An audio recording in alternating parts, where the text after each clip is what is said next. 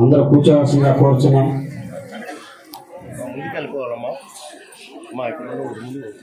దయచేసి అందరూ కూర్చోవాలండి. స్టేజీకి దూరంగా కూర్చోవాలి. కూర్చోండి.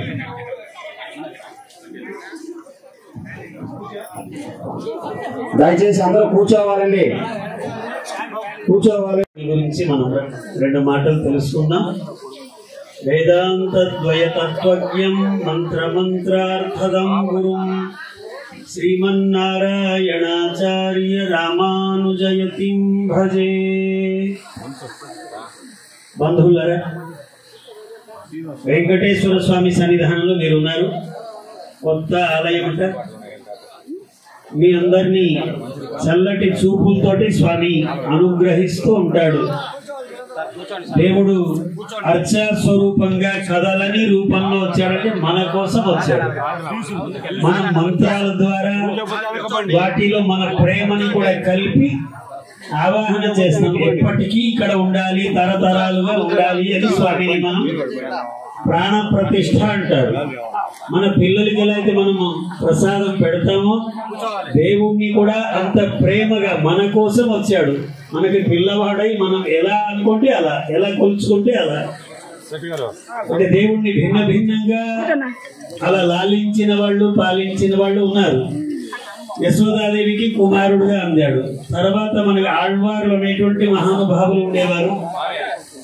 ఆనాడు ఎప్పుడో పుట్టినటువంటి కృష్ణుడిని కలియుగంలో ఆరంభంలో పుట్టినటువంటి ఆళ్వార్లు కూడా ఆ కృష్ణుడిని తన పిల్లవాడుగా భావించి, తమని ఒక యశోదగా భావించి ప్రేమతో సేవ చేశారు. మనం ఎలా కోరుకుంటే అలా స్వామి మారి వస్తాడు, మన సేవల్ని స్వీకరిస్తాడు. స్వామి వచ్చాడంటే మనని బాగు చేస్తాడు. ఎప్పుడు మనం కనిపించాలి. ఆ స్వామి యొక్క దృష్టి మన పైన పడాలంటే మనం స్వామి సన్నిధిలో నిలబడాలి కదా. మన కోసం స్వామి వస్తాడు. అది భగవంతుడు. వెంకటేశ్వరుడు అంటే కలియుగంలో చాలా అందరికీ నమ్మకం కలిగినటువంటి దైవం.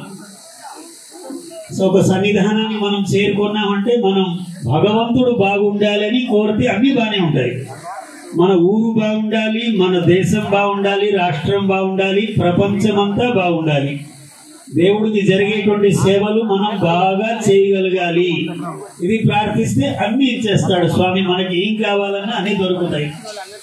వెంకట అని ఒక పర్వతానికి పేరు. తిరుమల పర్వతం ఉంది కదా, ఆ పర్వతానికి నాయకుడు భగవంతుడు శ్రీమన్నారాయణుడు, వెంకటేశ్వరుడు. ఒకే భగవంతుడు. మనం ఎక్కడ కావాలంటే అక్కడ, ఎన్ని రూపాలతో కావాలంటే అన్ని రూపాలతోటి, మనం ఏ పేరు పెడితే ఆ పేరు తీసుకొని మన కోసం సులభుడై స్వామి అర్చా స్వరూపంలో వెంచేసి ఉంటాడు. మీరు ఇంతమంది ఉన్నారంటే భగవంతుడిని ప్రేమతోటి చూస్తున్నారని అనుకుంటున్నాం. భగవంతుడు చుట్టూ పరిసరాలు అందరినీ కూడా బాగు చేయడానికి వస్తాడు. ఆయన బాగున్నాడా లేడా అనేది. ఆపదామపహర్తారం దాతారం సర్వసంపదాం లోకాభిరామం శ్రీరామం భూయో భూయో నమామ్యహం. ఒకసారి భగవాన్ చేద్దాం అందరం కలిసి. జై శ్రీమన్నారాయణ జై శ్రీమన్నారాయణ జై శ్రీమన్నారాయణ జై శ్రీమన్నారాయణ జై శ్రీమన్నారాయణ జై జై జై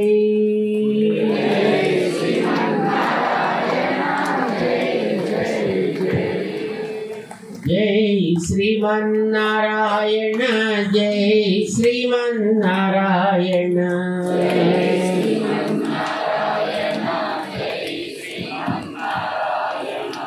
జై శ్రీమన్నారాయణ జై జై జై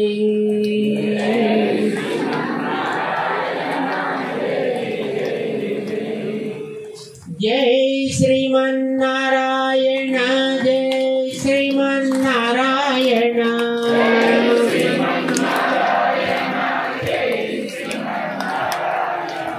జై जय श्रीमन्नारायण जय श्रीमन्नारायण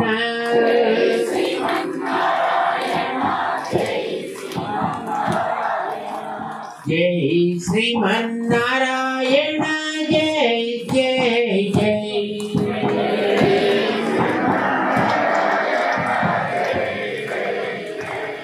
जय श्रीमन्नारायण जय श्रीमन्नारायण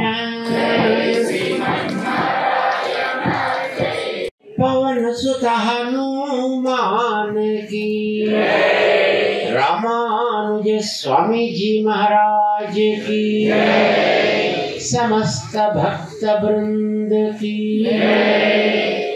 जय श्रीमन्नारायण। भगवद्बंधुलारा శ్రీవైకుంఠపురం మంచి పేరు పెట్టారు సూర్యనారాయణ అమ్మాజీ దంపతులు. ఈ చుట్టుపక్కల ఎక్కడ అంటే ఆలయంతో ఆనుకుని ఎక్కడ ఇళ్ళు లేవు. ఆలయానికి సుమారు 2-3 కిలోమీటర్ల పైనే ఊళ్ళు ఉన్నాయి. మీరంతా అక్కడ ఉండేవాడు, కానీ ఇంత ప్రేమతో ఇంత దూరం వచ్చారు మీరంతా. ఆలయం మీద ఉండే భక్తి, దేవుడి మీద ఉండే ప్రేమ శ్రద్ధలతోటి మీరంతా ఇంత దూరం వచ్చారంటే చాలా సంతోషంగా ఉంది.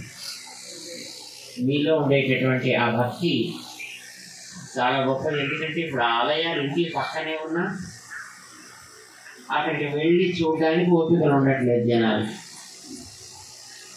అలాంటిది మీరు సుమారుగా ఒక 2-3 కిలోమీటర్ల పైన నడిచి ఇంత దూరం వచ్చారు కదా. 10 కిలోమీటర్ల నుంచి కూడా వచ్చారు కదా. మరి అంత దూరం నుంచి మీరు వచ్చారు అని అంటే మీలో ఎంత శ్రద్ధ ఉందో, ఎంత భక్తి ఉందో తెలుస్తోంది. చాలా సంతోషంగా ఉంది. మన ప్రాంతంలో ఎక్కడైనా ఒక మంచి ఆలయం కావాలి అని ఇంత జాగా తీసుకొని దీంట్లో ఇంత మంచి ఆలయాన్ని కట్టారు.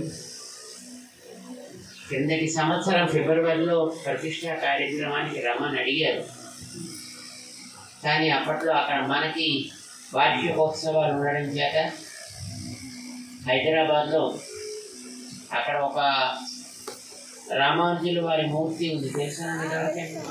ఏమంటారు దాన్ని? Statue of equality, statue of Liberty America. రామానుజుల వారికి పేరేంటి? సమతా మూర్తి, స్టాచ్యూ ఆఫ్ ఈక్వాలిటీ, అది ఆయనకి పేరు. అక్కడ ఉత్సవాలు జరుగుతూ ఉండడం చేత మేము ఈ కార్యక్రమానికి రాలేకపోయి ఇప్పుడు కూడా రేపు 9వ తారీఖు నుంచి అక్కడ ఉత్సవాలు, వార్షిక ఉత్సవాలు అన్నమాట. 9వ తారీఖు నుంచి సుమారుగా 19వ తారీఖు దాకా 10 రోజులు జరుగుతుంది. అద్భుతమైనటువంటి స్థానం అది. అంటే 108 దివ్య దేశాలు ఉన్నాయి అక్కడ. 108 దివ్య దేశాల్లో ఉండేటటువంటి ఆ స్వాములకి ఒకే రోజున కళ్యాణం జరుగుతుంది. 108 కళ్యాణాలు ఒక్క రోజు జరుగుతుంది. తిరుమల కళ్యాణం అలా ఒక చోట జరగడం అనేది మనకి ఇంతవరకు చరిత్రలో లేదు. అది మొదటి స్థానం అట్లా జరిగేది.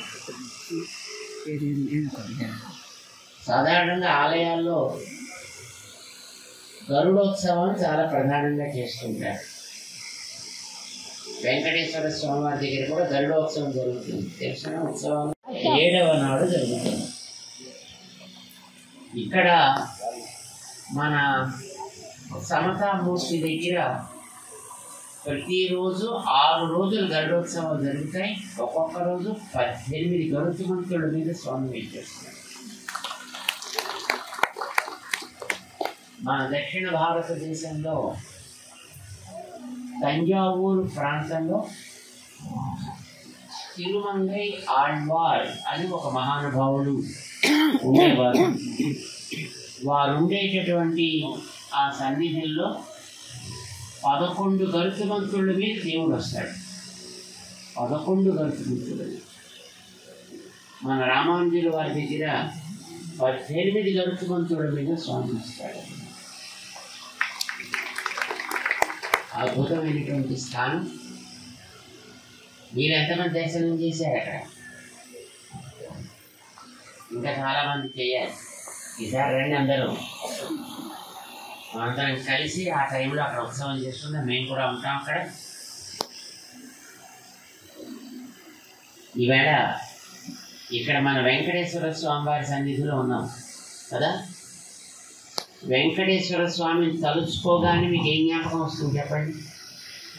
ఏం కనిపిస్తుంది మీ మనసులో? తిరుమల.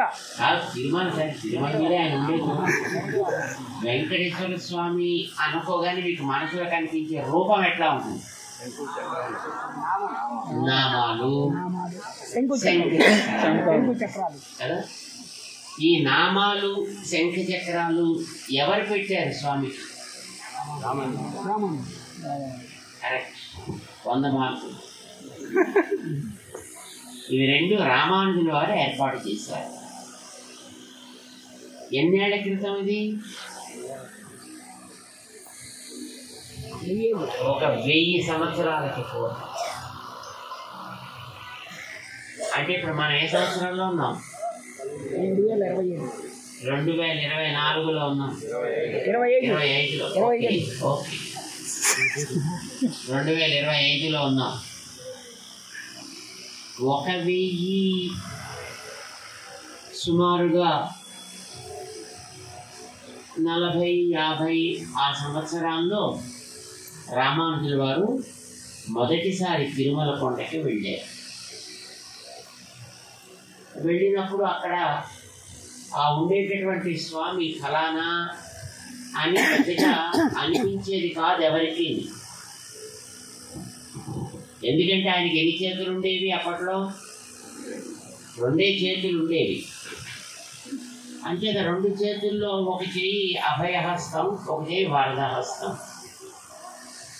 అంటే అది ఎవడు అనే దాంట్లో రకరకాల సంశయాలు ఉంటూ ఉండేవి. జనాల్లో కూడా రకరకాల ఆలోచనలు ఉండేవి. అప్పుడప్పుడు అక్కడ ఉండేటటువంటి ఆరాధనలు చేసేవాళ్ళు కూడా అంత కుదురుగా ఉండేవారు కాదు. ఆ ప్రాంతాన్ని యాదవరాజు అని ఒక మహానుభావుడు పరిపాలన చేసేవాడు. ఆయన దగ్గరికి అప్పుడప్పుడు కంప్లైంట్లు పెడుతుండేవి. ఇలా ఉందండి, అలా ఉందండి, ఇలా కావట్లేదండి, అలా కావట్లేదండి అని రకరకాలైనటువంటి కంప్లైంట్స్ వస్తుండేవి. సరే, అది ఎవడు ఆ కొండ మీద నిలబడ్డది, దీన్ని మనం డిసైడ్ చేయాలి అంటే ఏం చేయాలి? డిసైడ్ చేయాలంటే ఎవరు డిసైడ్ చేయాలి? దేవుడి విషయంలో ఏదైనా ఒక విషయాన్ని నిర్ణయం చెయ్యాలి అని అంటే ఎవరు చేయాలి? రాజా చేసేది శాస్త్రం చేయాలి. శాస్త్రం చదువుకున్న వ్యక్తులు చేయాలి, పండితులు చేయాలి. రామానుజుల వారు శ్రీరంగంలో ఉండేవారు. యాదవరాజు గారు చాలామంది పండితుల్ని పిలిచారు. అందరినీ పిలిచి ఒక పెద్ద సభ ఏర్పాటు చేశారు. ఆ సభలో మీరందరూ కూడా ఆ కొండ మీద ఉండేటటువంటి పెరుమాళ్ళని ఎవరు ఈయన, కొంతమంది ఆయన్ని శివుడు అనేవాళ్ళు, కొంతమంది ఆయన్ని శక్తి స్త్రీ రూపం అనేవారు, మరికొంతమంది ఆయన్ని కుమారస్వామి అనేవారు. ఎందుకని?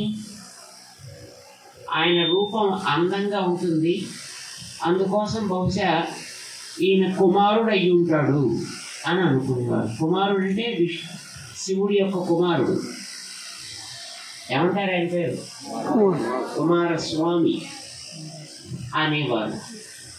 ఆయనకి వెనకాల జడ ఉంది కనుక ఆయన్ని శక్తి అనేవారు కొందరు. ఆయన ఒక చేతికి నాగ ఆభరణం ఉంది కనుక ఈయన పరమేశ్వరుడు అయి ఉంటాడు. ఇలాగా రకరకాల వాదనలు జరుగుతుంది.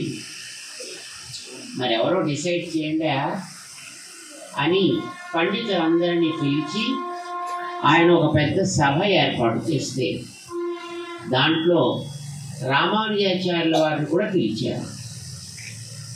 రామానుజాచార్యుల వారు 11 పురాణాలు తీసుకుని వెళ్ళారు. పురాణాలు ఎన్నో తెలుసునా? అబ్బో 18 మహాపురాణాలు అంటారు. ఎవరు రాశారు వాటిని? వేదవ్యాసుడు. కొన్ని ఊళ్ళో వెరీ గ్రేట్. వేదవ్యాసుడు రచించాడు 18 పురాణాలు, మహాపురాణాలు అంటారు వాటిని. 18 ఉప పురాణాలను కూడా అంటారు. సో వీటిల్లో 11 పురాణాల్లో ఆ క్షేత్రానికి సంబంధించినటువంటి చరిత్ర ఉంది. అవన్నీ కూడా పుస్తకాలు దగ్గర పెట్టుకుని రామానుజాచార్యుల వారు వచ్చారు. సరే, మిగతా పండితులు కూడా వాళ్ళకి తోచినట్లుగా వాళ్ళు మాట్లాడడం ప్రారంభించారు. ఆయనకి జడ ఉంది కనుక శక్తి, 2 చేతులతోటే పిల్లవాళ్ళ ఉన్నాడు కనుక ఆయన కుమారుడు, లేదు నాగాభరణం ఉంది కనుక పరమశివుడు. సాధారణంగా కొండల మీదే ఇలాంటి వాళ్ళు ఉంటారు, అందుచేత ఇది ఫలానా. మరి కొంతమంది అయితే లేదండి, మేము మొదటి నుంచి ఆరాధించుకుంటూ వస్తున్నాం కనుక ఈయన శ్రీ మహావిష్ణువు, ఇలా అనేవారు అన్నమాట. అప్పుడు రామానుజాచార్యులు వారు ఆ క్షేత్రానికి సంబంధించినటువంటి చరిత్రని చూశారు, పురాణాల్లోనూ చూశారు. పురాణాల్లో ఏముంది?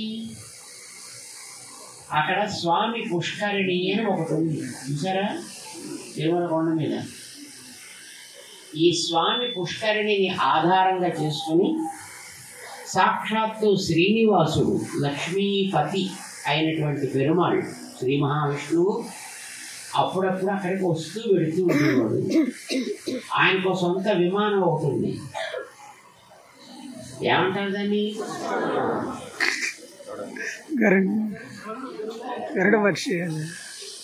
ఆనంద విమానం.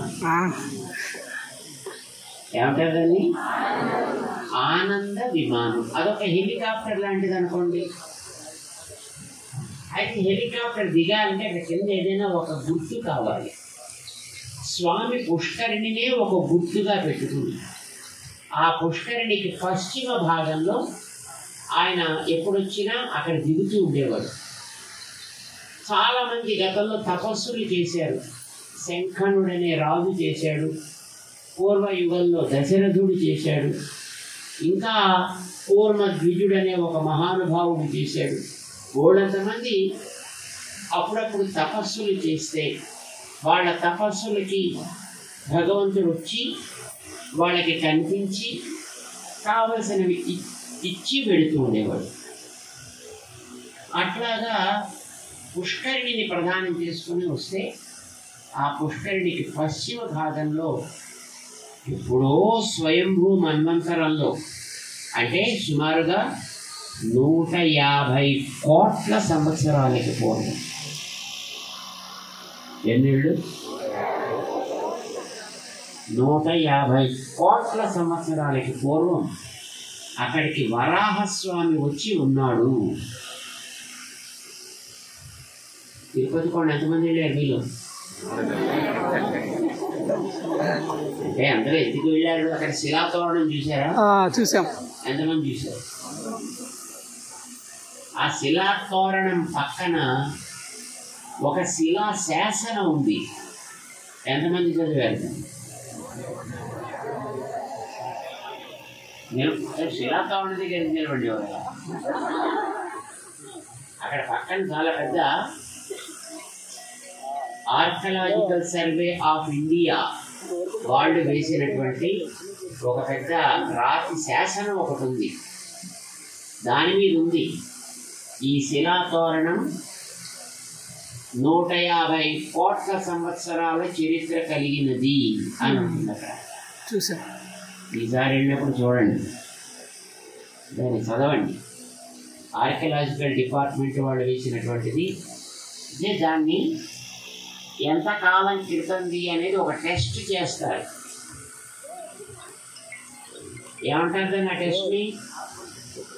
వెరీ గుడ్, కార్బన్ డేటింగ్ అంటారు దాన్ని. ఆ కార్బన్ డేటింగ్ చేస్తే ఇది ఎంత ప్రాచీనం అని తెలుస్తుంది.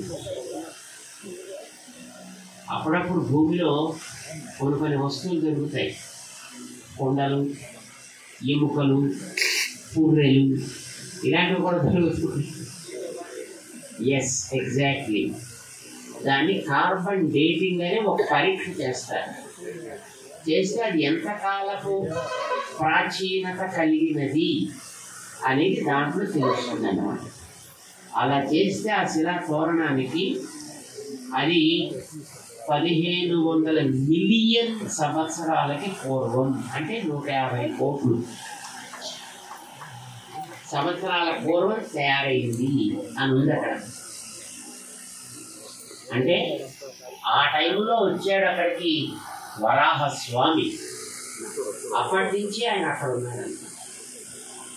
అయితే మధ్యలో అప్పుడప్పుడు శ్రీ మహావిష్ణువు అక్కడికి వచ్చి ఈ వరాహస్వామి దగ్గర అప్పుడప్పుడు కొంతసేపు కూర్చుని మాట్లాడుకోవడం, ఫ్రెండ్స్ లాగా అప్పుడప్పుడు వచ్చి వెళుతూ ఉండడం, ఇలాంటివన్నీ జరుగుతూ ఉండేవిట. ఎన్నోసార్లు అక్కడికి వచ్చి వరాలు ఇచ్చాడు దేవుడు అని ఉంది. అందుకే దీని సాక్షాత్తు శ్రీ మహావిష్ణువే. ఇది నిర్ణయం చేశారు ఆవేళ రామానుజాచార్యుల వారు. అయితే వెంకటేశ్వర స్వామి వచ్చి అక్కడ పర్మనెంట్గా ఎప్పటి నుంచి ఉన్నాడు? మన కలియుగం ఆరంభం అయిన మొదటి శతాబ్దిలోనే వచ్చాడు. కలియుగం ఆరంభం అయ్యి ఇప్పటికి ఎన్ని ఏడైందో తెలుసునా మీకు?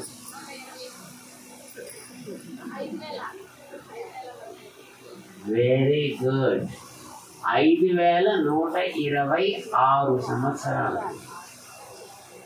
5126 సంవత్సరాలు అయిందంటే మొదటి శతాబ్దంలో వచ్చాడు ఆయన ఇక్కడికి. పద్మావతిని పరిణయం చేసుకోవాలి అని వచ్చాడు అక్కడ.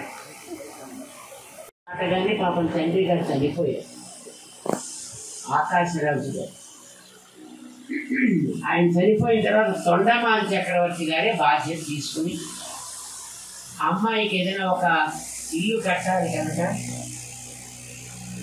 వెంకటేశ్వర స్వామి కొత్తగా వివాహం అయి వచ్చిన అల్లుడు కనుక ఈయనకి ఏదైనా ఒక ఇల్లు కడదామని ఇప్పుడున్న గుడిని కట్టించాడు.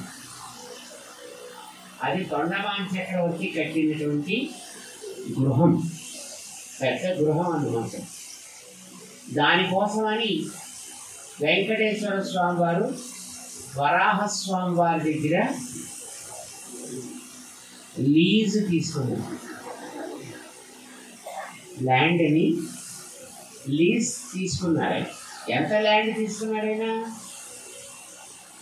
600 ధనుస్సుల పొడుగు, 600 ధనుస్సుల వెడల్పు ఉండే ల్యాండ్ నాకు కావాలయ్యా.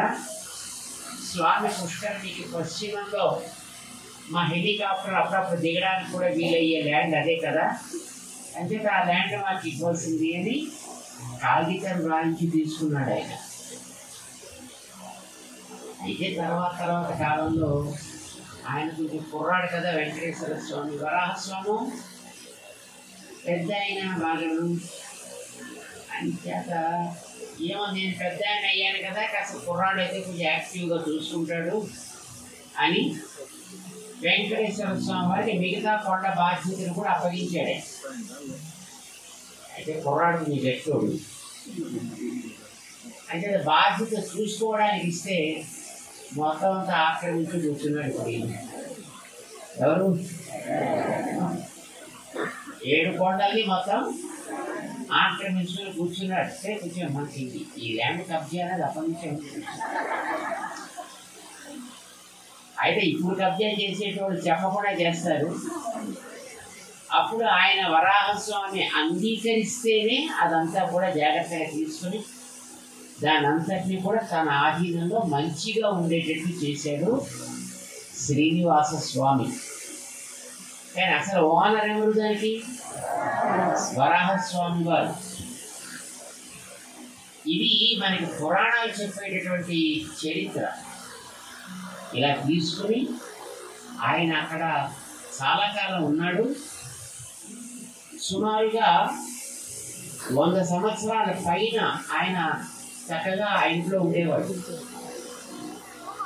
సాధారణంగా మీ అందరికీ తెలుసు, ఎవరైనా ఒక పెద్ద వ్యక్తి మనకి అందుబాటులో ఉంటే కొంచెం చులకనగా ఉంటుంది, దూరంగా ఉంటే అమ్మో అమ్మో అమ్మో అనిపిస్తుంది. తొండమాన్ చక్రవర్తికి కూడా అలాగే అయింది. ఒకసారి ఆయనకి శత్రువుల దాడి జరిగింది. ఆయన మీద బలమైన శత్రువు, కానీ ఏం చేయలేవు. అందుకోసం వెంకటేశ్వర స్వామి దగ్గర వచ్చి, నాయన అల్లుడు గారు, నాకు కాస్త మీరు హెల్ప్ చేసి పెట్టాలండి, శత్రువులు దాడికి వచ్చారు, కాస్త మీ చక్రం శంఖం నాకు ఇప్పించండి, యుద్ధం చేసి మళ్ళీ నేను త్వరలో వస్తాను అంటే ఎవరికి ఇవ్వనయా అన్నాడు. ప్లీజ్ ప్లీజ్ అన్నాడు. మరి ప్లీజ్ ప్లీజ్ అని ఆయనకి పద్మావతి అమ్మవారు కూడా పక్కన ఉంది కదా, ఆయన తిరుతండ్రి గారే కదా, మరి ఆయనకి కొంచెం కష్టం కలిగిస్తే ఈవిడికి కూడా మనసు కష్టం కలుగుతుంది. మరి అమ్మవారికి కష్టం కలిగితే అయ్యవారికి ఇబ్బంది కదా.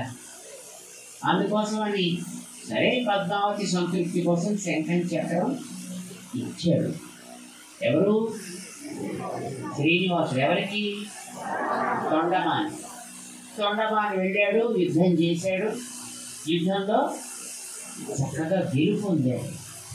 గెలుపొందిన తర్వాత మళ్ళీ వాపసు వచ్చి వెంకటేశ్వర స్వామిని చూసి థ్యాంక్ యూ వెరీ మచ్ అన్నాడు. తర్వాత ఏం చేయాలి? శంఖం చక్రం ఇవ్వాలి.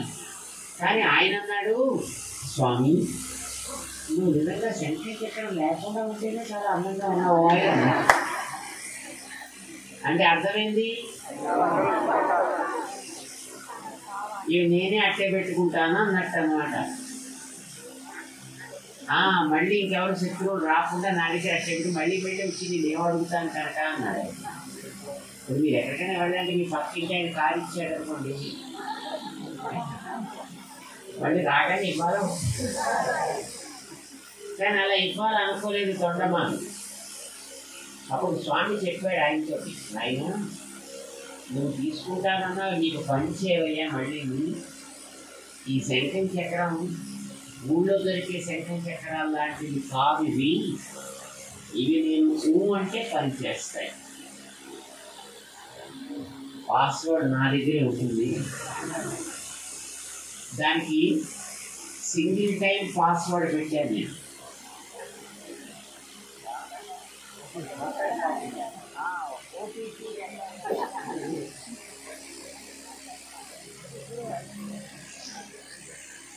పెడితే ఆ శిలాతోరణ దగ్గర శంఖం చక్రం అక్కడ ఉంటాయి. చూసారు ఎక్కడైనా? పెద్ద పెద్ద సైజులో ఉంటాయి, కానీ రాతి కింద మారిపోయింది. ఎందుకంటే అవి పని చేయలేదు, అవి అలానే ఉండిపోయాయి. అంతే. శంఖం చక్రం ఉంటే చేతుల్లో ఎలా పడుతుంది? మాకు మైక్ ఉందనుకోండి, నేను చెయ్యి ఇలా పెడతా. మైక్ లేకపోయినా చెయ్యి ఇలా పెట్టాకే పెడతాను. చేతిలో శంఖం చక్రం లేవు కనుక వెనకాల 2 చేతులు ఆయన దాచేసుకున్నాడు. దాంతో 2 చేతులతో నిలబడి ఉండడం చేత డౌట్ వచ్చాయి చాలామంది.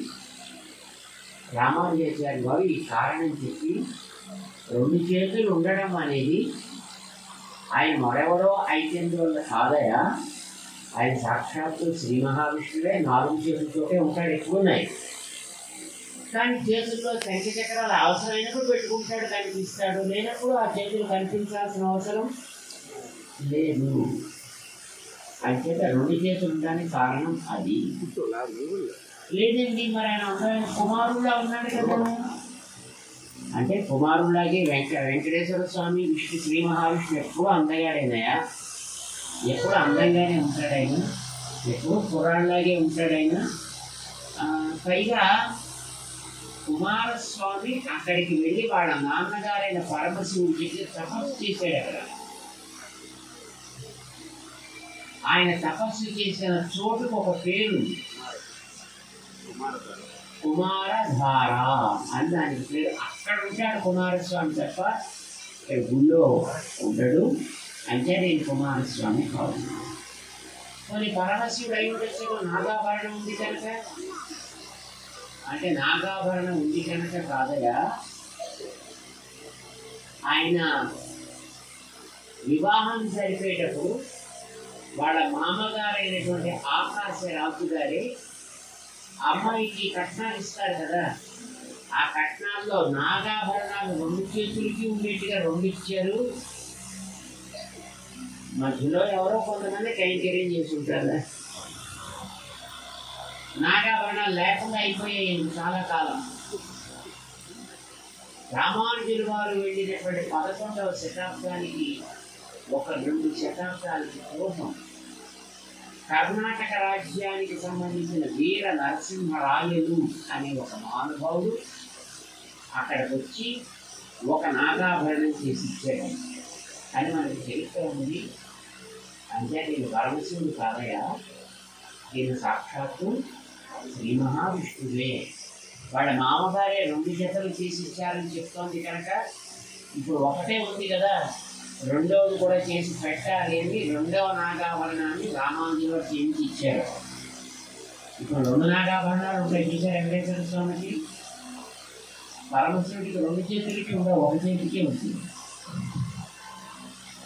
పైగా ఆయన జడ ఉంది కదండి, మరి ఆయన శక్తి దేవతను.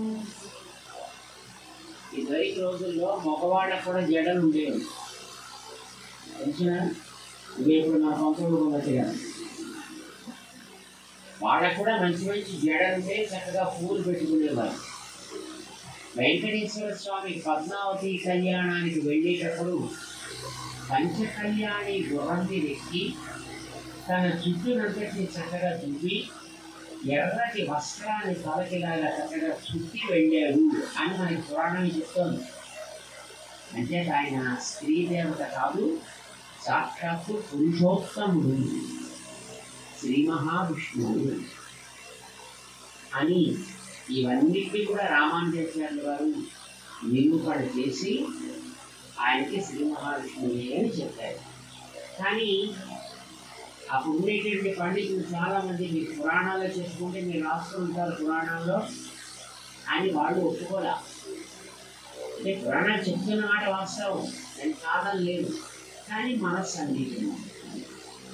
ఏం చేయాలి అంటే ఇప్పుడు రాజు గారు చెప్పారు, యాదవరాజు గారు, రామానుజాచార్య స్వామి మీరు చెప్పేదండి చాలా బాగున్నాయండి, కానీ మా వాడికి ఏదైనా కొంచెం చూపిస్తే బాగుంటుంది. చూపించాలంటే తమాషాలు చూపించాలండి, ఏదైనా మ్యాజిక్.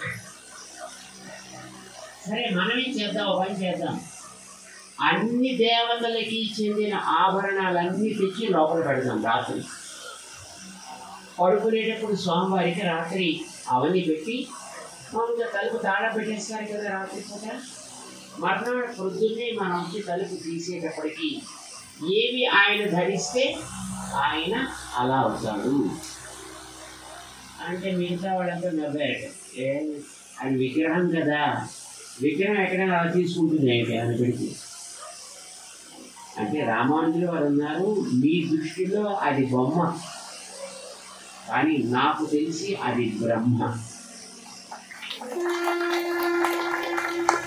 ఆయనకి మన మీద దయచేత అలాంటి రూపం ధరించాడే తప్ప ఆయన నిజానికి సాక్షాత్తు పరబ్రహ్మ. అంచేత ఆయన ఏమైనా చేయగలుగుతాడు.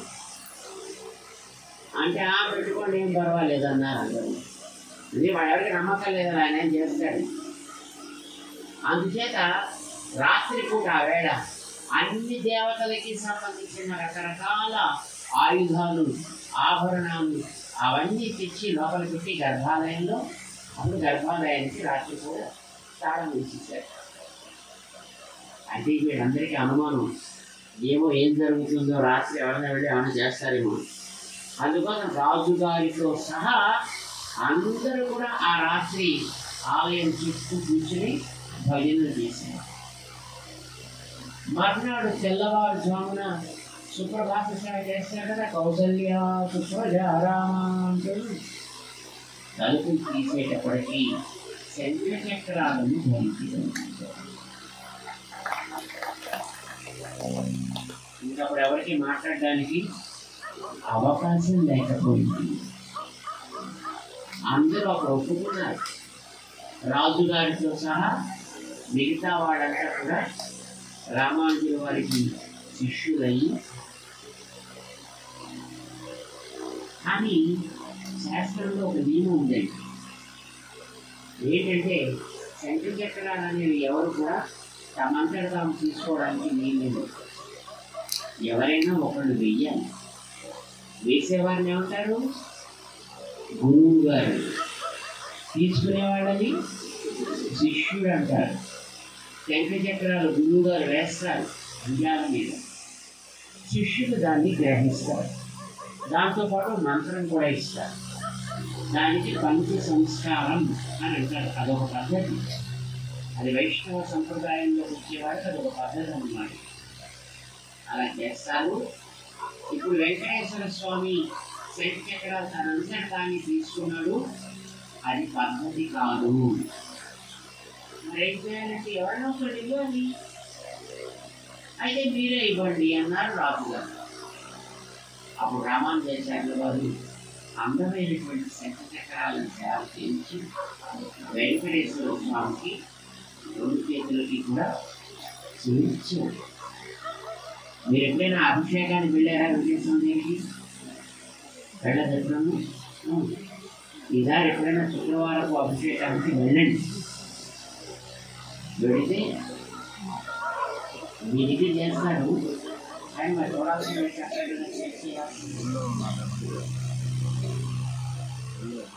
అక్కడికి వెళితే స్త్రీలలా కనిపించదారు. వస్త్రస్థలం పురుషోత్తములాగే ఉంటుంది. పైగా ఆయనకి వెంకటాచల చక్ర అందమైనటువంటి కేశం శంఖచక్రాలు చేర్చి కనిపిస్తాయి వెండితో. రామానుజాచార్యుల వారు ఆ వేళ చేయించినవి అలానే సాక్షాత్కరిస్తాయి ఇప్పటికి కూడా. ఆ రకంగా రామానుజాచార్యుల వారు వెంకటేశ్వర స్వామి వారికి గురువు గారు అయ్యారు. వెంకటేశ్వర స్వామి రామానుజాచార్యుల వారికి శిష్యుడు అయ్యాడు. మీ ఇష్టం ఏంటంటే అలా చెప్పడం దేవుడికి ఇలాగా మంచిది కాదండి అంటే, ఆ తర్వాత ఒక సన్నివేశం జరిగింది. తిరుమల కొండ మీద రామానుజాచార్యుల వారు తన శిష్యులను ఆయన పంపించి అక్కడ ఒక మంచి తోట వేసి పువ్వులు మాలలు కట్టి స్వామికి రోజు అర్పించాలి అని ఆయన పెట్టారు. ఆయన పేరు అనంతాళ్వాన్ అంటారు.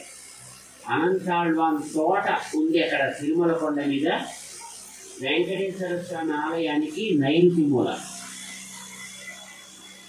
ఈయన అక్కడ ఉండి రోజు చక్కగా మాలలు కట్టి దేవుడికి తీసుకెళ్ళాడు. తోమాల సేవ అంటారు కదా, ఆ తోమాల సేవ ఆయన చేసుకునేవారు పొద్దున్న సాయంత్రానికి. రామానుజాచార్యుల వారు 120 సంవత్సరాలు వారు వెంచేస్తున్నారు.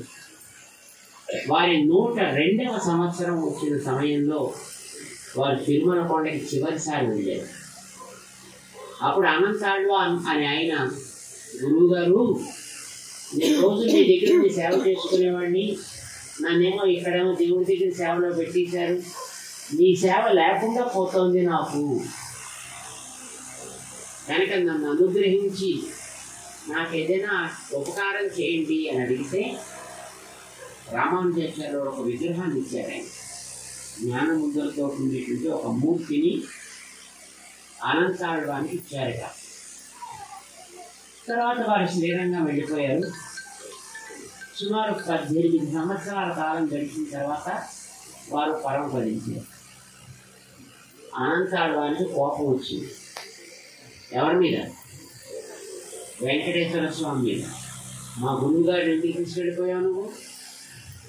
నువ్వు అనుకుంటే కొంతకాలం అట్టబెట్టలేవా? అంచేత నేను నీ సన్నిధికి రాను అని గుడిగండ మానేశారు. ఎవరు?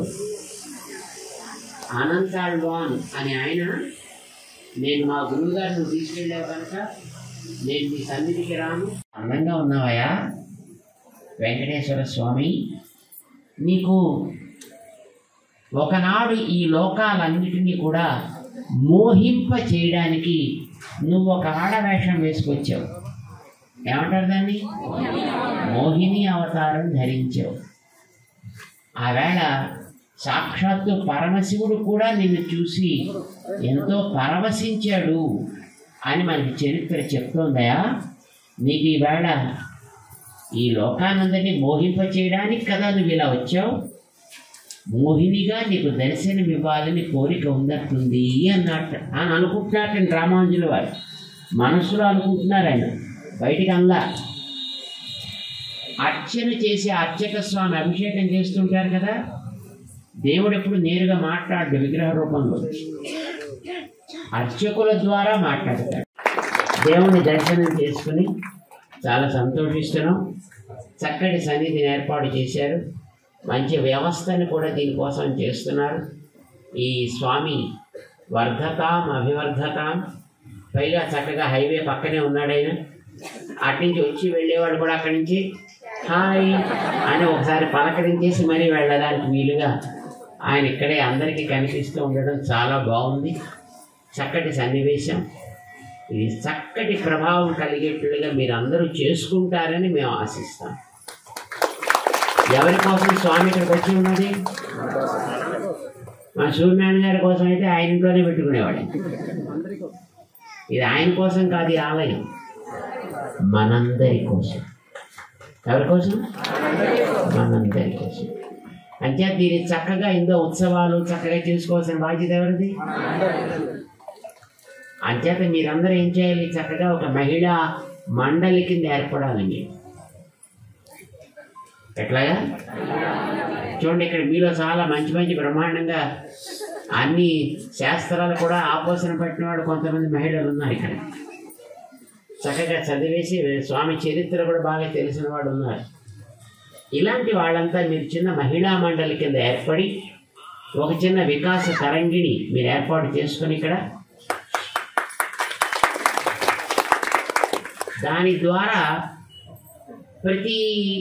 ఎప్పుడెప్పుడు మీకు అవకాశం కలిగితే రోజు కొంతమంది రాగలిగితే రోజు, లేదా వారానికి ఒక రోజు 2 రోజులు ఎలా మనకి వీలైతే అట్లా చక్కగా రావడం, స్వామి సన్నిధిలో చక్కగా భజనలు కీర్తనలు, మనకు వచ్చిన 4 మంచి మాటలు చెప్పుకోవచ్చు కదా. మన స్వామి చరిత్రని చెప్పేటటువంటి మంచి మంచి పుస్తకాలు కూడా ఉన్నాయి. మన స్వామి యొక్క చరిత్రని చెప్పే వెంకటాచల మహాత్మ్యం అని 11 పురాణాల్లోనూ ఏమేమి ఉందో అదంతా చక్కగా మంచి తెలుగులో అందంగా రాసినటువంటి పుస్తకాలు కూడా ఉన్నాయి. చక్కగా అట్లాంటి పుస్తకాలను తెప్పించు. మన దగ్గర ఆయుర్వేదిక్ డాక్టర్స్ తయారు చేస్తారు. చక్కగా నెలకి పుష్యమి నక్షత్రం వచ్చిన రోజున 2 చుక్కలు వేస్తే చాలు, కాకపోతే మంచి చక్కగా బుద్ధిమంతులుగా తయారవుతారు పిల్లలు. అలాగే మీ అందరికీ తెలుసు, సమాజానికి ఎవరు ముఖ్యం చెప్పండి? కాదు, మహిళలు. సమాజం ఎవరి మీద ఆధారపడి ఉంటుంది? మహిళల మీద ఆధారపడి. పురుషులకి ఏమైనా ఇబ్బందులు వస్తే పెద్ద ఇబ్బంది ఏం లేదు, 1 రోజు 2 రోజులు పడుకుంటూ వెళ్ళిపోతారు. మహిళకి 1 రోజు ఎప్పుడైనా కాస్త ఆరోగ్య ఇబ్బంది వస్తే ఇల్లంతా గోలగోల అయిపోతుంది. మరి మహిళల ఆరోగ్యం అవసరమా కాదా? ఈ మధ్యన మహిళల్లో ఎక్కువగా వచ్చే ఒక జబ్బు ఒకటి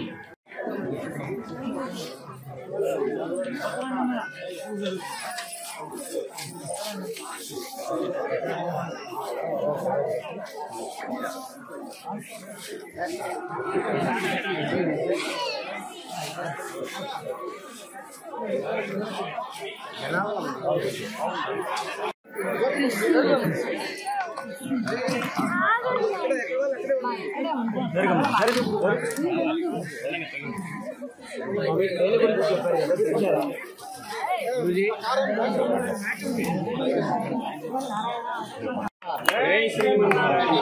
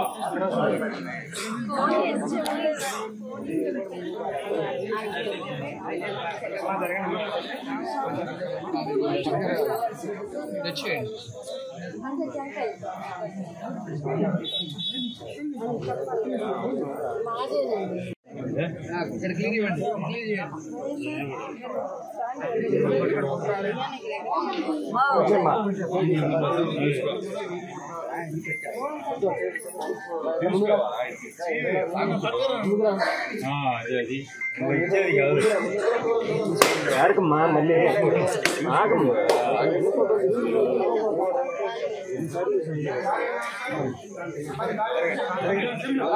పెరగాలండి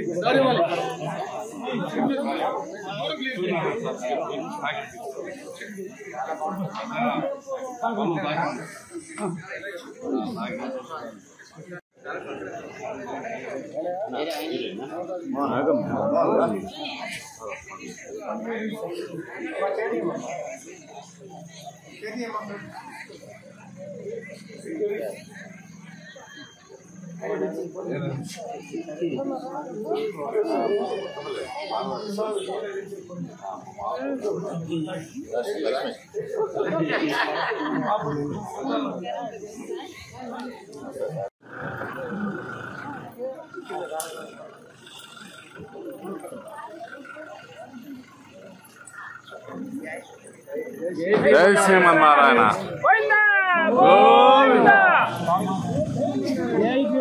జై శ్రీమన్నారాయణ.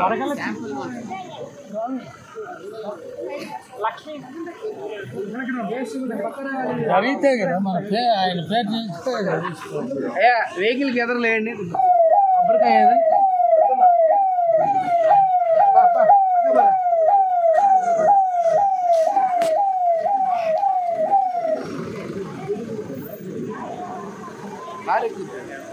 అనుకుంటే అయిపోయా కారు లేవు.